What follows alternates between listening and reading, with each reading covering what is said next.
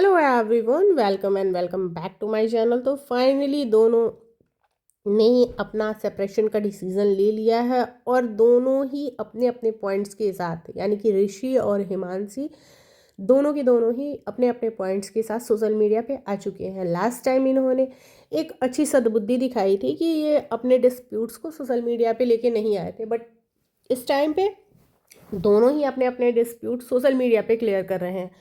चाहे ये कपल हो या फिर कोई भी अदर कपल, मैं ये जानना चाहती हूँ कि सोशल मीडिया पे अपने डिस्प्यूट्स रखने का मतलब क्या है, क्योंकि यहाँ जजमेंट करने के लिए कोई भी नहीं बैठा हुआ है। बट हाँ, ऑडियंस के सामने अपनी चीज़ों को, अपनी इमेज को क्लियर करना, ये भी एक ज़रूरी चीज़ है। अब अगर इस मैटर की हम बात करें ना, तो इसमें दो ही चीज़ें निकल के सामने आती हैं। पहला मनी और दूसरा चीटिंग।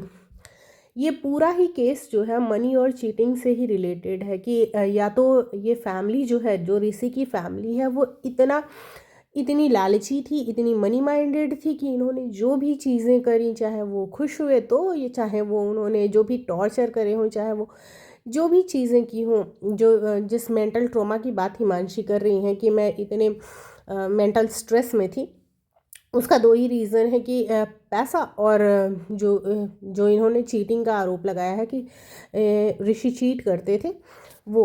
तो एक्चुअली क्या ये चीज़ें थीं क्या कुछ? तो पहली चीज़ की चीटिंग को तो कभी भी किसी को भी सपोर्ट नहीं करना चाहिए। तो यहाँ पे मैं चीटिंग को तो बिल्कुल भी सपोर्ट नहीं करती हूँ।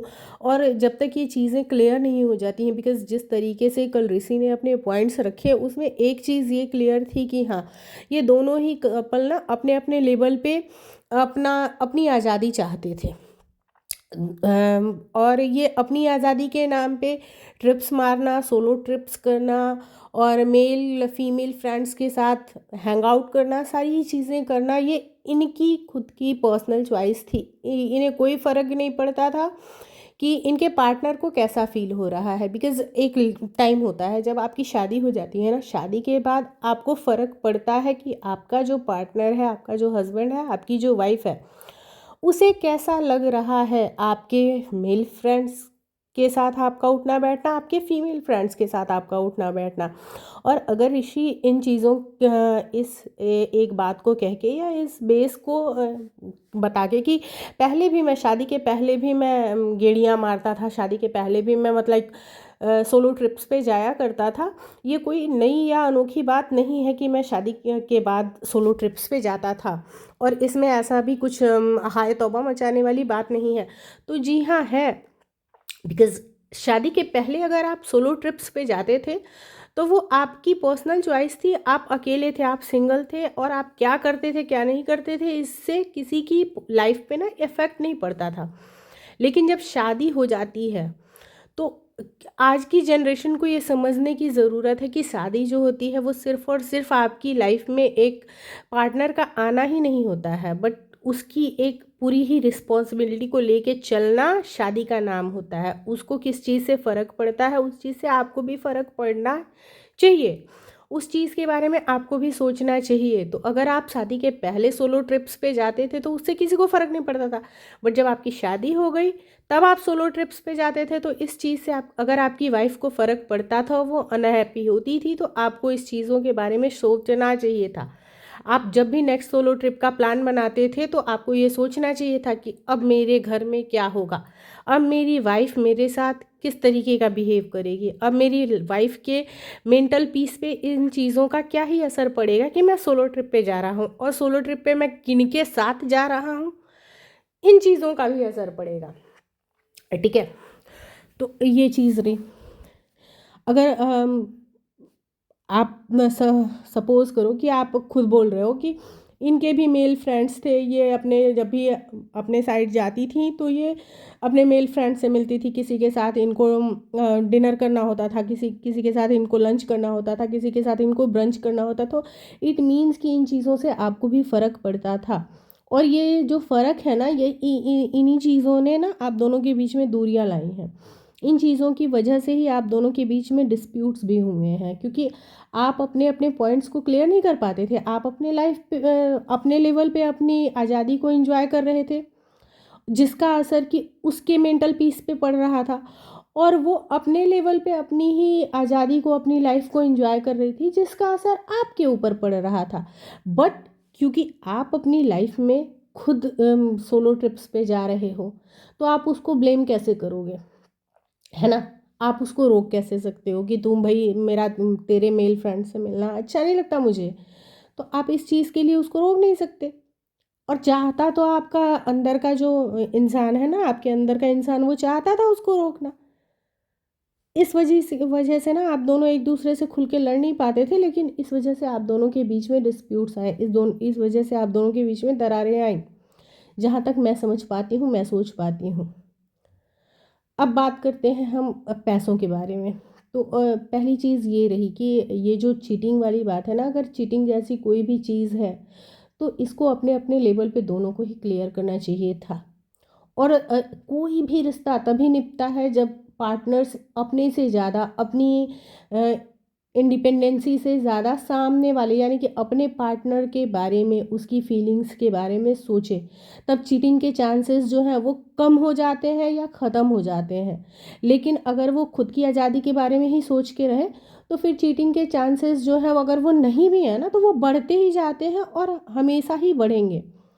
आप बात कर रहे हो कि वो बहुत पजेसिव थी, बहुत पजेसिव थी, उन्हें नहीं पसंद था। तो अगर वो पजेसिव थी, तो वो साइको तो थी नहीं कि नहीं, उसे आपकी बहन से भी बात करना पसंद नहीं था, उसे आपकी माँ से भी बात करना पसंद नहीं था, है ना? अगर वो पजेसिव होती और वो इस लेवल की पजेसिव होती कि उसको आपकी बहन से बात नहीं करना पसंद, उसको आपकी माँ से बात नहीं पसंद, तो आप फिर सोलो ट्रिप्स पे जा कैसे पाते थे? फिर आपको वो इतनी फ्रीडम दे कैसे पाती थी? है ना? तो ये जो चीज़ें हैं, यहाँ पे थोड़ा-सा डाउटफुल सिचुएशन जो है वो क्रिएट होती है ऋषि की तरफ से कि वो इतनी पॉज़ेसिव थी कि मेरी बहन से भी बात करना उसको पसंद नहीं था। यहाँ पे वो अपनी ही बातों के फंदे में आते हैं कि मैं भले ही सोलो ट्रिप पे चला जाता था, वहाँ पे उस इनकी वाइफ़ पॉज़ेसिव नहीं थी, लेकिन हाँ, ये अपनी बहन से बात करते थे तो ये पॉज़ेसिव थी इनकी वाइफ़। तो ये मेन कार्ड खेल रहे हैं, इन्हें पता है कि औरतों को कहाँ-कहाँ पे फँसाना है। अब हम बात करते हैं पैसों की, कि जो भी ब्लेम्स लगे हैं या फिर जो भी ऋषि की तरफ से जो कल प्रूफ्स दिए गए, उसमें एक चीज़ बहुत हाई एंड पे थी कि पैसा पैसा पैसा पैसा, ये इतना पैसा कमाती है, ये कभी इतना पैसा कमाती थी, अगले साल इसने इतना पैसा कमाया, उसके अगले साल इसने इतना पैसा कमाया, फिलहाल इसके अकाउंट में इतने पैसे हैं, इतने पैसे आप लेके बैठे हुए हो, फिर आपको एलिमनी में इतने पैसे चाहिए, हाय पैसा, ये पैसा, वो पैसा, हाय पैसा, मतलब पैसा पैसा पैसा। और ये पैसा पैसा पैसा इन दोनों ही भाई बहनों ने कहा है। इनकी बहन की तरफ से भी पैसे को लेके बहुत स्टेटमेंट्स आए हैं कि that girl wants money only, उसे एलिमनी चाहिए और एलिमनी में उसे इतना 1 CR के लगभग पैसे चाहिए। तो ये सारी चीज़ें आई हैं। दूसरी तरफ हिमांशी की तरफ से भी ये चीज़ें हैं कि ये पैसे की डिमांड करते थे। तो कल की वीडियो में भले इन्होंने अपनी ही बातों में बहुत बार पैसों का ज़िक्र किया है कि हिमांशी के पास इतने पैसे हैं, हिमांशी के पास उतने पैसे हैं, और जो भी पैसे हैं उनमें मेरी भी मेहनत लगी हुई है। तो एक चीज़ आपने और ख़ुद से ही क्लियर करी थी कि जो भी मेहनत आपकी लगी थी, उस मेहनत के पैसे आप ले भी लेते थे। उस मेहनत के पैसे 50-50 हो जाते थे। जो भी पैसा आता था हिमांशी के अकाउंट में, चाहे वो ब्रांड्स का आए, चाहे वो यूट्यूब का आए, वो सारे पैसे वो डिवाइड होते थे और आपको आपकी मेहनत के पैसे मिल जाते थे। साथ के साथ मैं हिमांशी के लिए भी एक बात ये बोलूँगी कि अगर हिमांशी को ये लगता है कि वहाँ पे ये बहुत दब के रहती थी, इनके साथ बहुत मिसबिहेवियर होता था, बहुत टॉर्चर होता था, या इनको बहुत ज़्यादा सप्रेस करके रखा जाता था, और ये मुस्कुराती भी थी तो किसी न किसी मजबूरी में मुस्कुराती थी, इन्हें इतना दबा के रखा जाता था कि ये हंसती भी थी तो मजबूरी में हंसती थी, ये जो भी करती थी, इन्होंने जो भी कहा कि मैं वहाँ जैसे भी मैं 4 साल रही, मैं अपनी मर्ज़ी से नहीं रही, मैं इनके हिसाब से रही, इनके इशारों पे रही, ठीक है? इनका इतना टॉर्चर था, इनका इतना प्रेशर था कि मैं जिस भी तरीके से रही वो मैं सिर्फ़ और सिर्फ़ डर से करती थी। अब ये किस बात का डर था? अगर हम देख पाएँ तो आपके ससुर आपकी वीडियोज़ में फ़न करते हुए नज़र आते थे, आपके ससुर आपके साथ डांस करते हुए नज़र आते थे, आपकी सास कुक करते हुए नज़र आती थी, आपकी सास पूरे ही घर को लेके चलते हुए नज़र आती थी, पूरे घर का ख्याल रखते हुए नज़र आती थी। तो ये क्या ये सारे काम भी वो डर के करते थे, है ना? ये सारे काम तो वो अपनी मर्ज़ी से करते थे। और एक फैमिली में चाहिए क्या इंसान को, कि जो फैमिली मेंबर्स हैं वो एक दूसरे के साथ मिलजुल के रहें। तो वो अगर वो आपकी वीडियोस में आते थे तो क्या वो आपको आपकी वीडियोस में पैसे के लिए आते थे?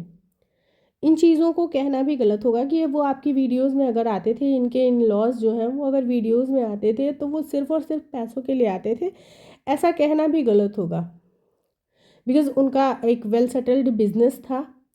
और लाइफ के इस स्टेज पे आके जहाँ पे कि वो अपने बेटी की शादी कर चुके हैं, बेटे की शादी कर चुके हैं, उनका वेल सेटल्ड बिजनेस है, फिर वो पैसों के लिए अपनी बहू को खुश करेंगे। और ये हम ऐसा तो है नहीं कि वो वेले बैठे हुए हैं और उनके पास कोई काम ही नहीं है, चलो बहू की वीडियो में हम हंस लेते हैं, बहू की वीडियो में हम कुक कर देते हैं, बहू की वीडियो में हम डांस कर लेते हैं और बहू इससे खुश हो जाएगी, हमें कुछ पैसे दे देगी।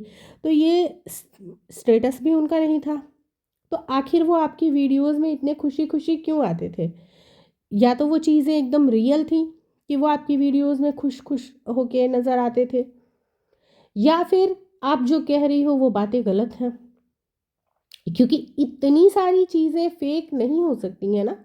इतना 4 साल में आपने जो भी व्लॉगिंग दिखाई है, उस व्लॉगिंग में जितना भी आपने अपने ससुराल का पार्ट शेयर किया है, जितना भी आपने अपने पार्टनर के साथ पार्ट शेयर किया है, हम ये चीज़ें मान सकते हैं कि हो सकता है कि आप दोनों अपने पर्सनल रिलेशंस को थोड़ा सा फेक दिखा सकते हो, आपसी झगड़ों को फेक दिखा सकते हो, स्क्रिप्टेड दिखा सकते हो। ठीक है, आपसी झगड़ों को दरकिनार करते हुए हम बड़े खुश हैं एक दूसरे के साथ, वो दिखा सकते हो। बट सास ससुर भी खुश हैं, ननद भी खुश है। डेली की लाइफ में, डेली आपके जो रूटीन्स हैं उसमें जिस तरीके से सब एक दूसरे के साथ मिलजुल के रह रहे हैं, ये सारी चीज़ें भी फेक ही थी क्या? तो अगर ये सारी चीज़ें फेक थी तो फिर किस लेवल तक ये लोग फेक हैं, किस लेवल तक इनके ऊपर चेहरे पड़े हुए हैं?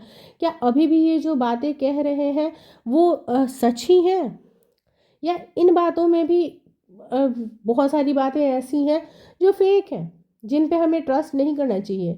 तो डाउटफुल सिचुएशंस ये इन्फ्लुएंसर्स खुद क्रिएट करते हैं।